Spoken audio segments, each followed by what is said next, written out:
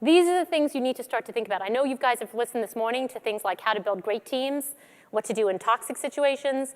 I always call energy gain and energy drain for a CEO and founder about thinking about how do you do more of the things that give you energy and how do you less of the things that take away energy, right? Including, are you managing people who drain your energy or give you energy? Of course, this is very highly related to the thing I just talked about before, right? If you spend a lot of time managing somebody, I would just ask you, do you have the right person? Doesn't mean you don't manage, but where you manage is important, right?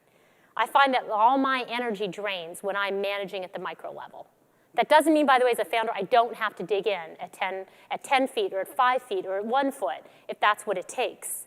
Because sometimes problems require you to just roll up your sleeves and figure it out and not leave it to anybody else. It's not all what I'm suggesting. But you want to spend your energy on solving the problem, not managing the person who is the problem. Heads up versus heads down. So one of the most important things in making the journey from founder to CEO is thinking about when you need to be heads up and when you need to be heads down.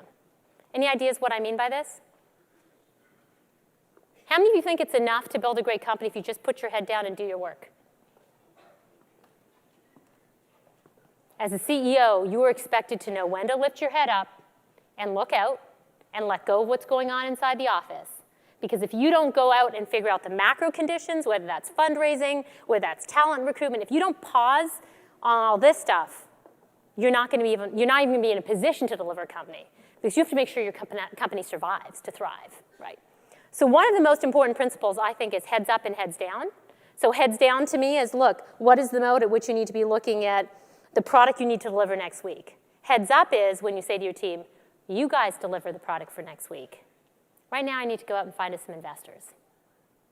Because every moment I spend here is a moment I'm not spending there. So I'd ask you, for those of you who are thinking about making this transition and how you think about scaling yourself, heads up, heads down. If you want to be in control of your own destiny, you need to know when to do which.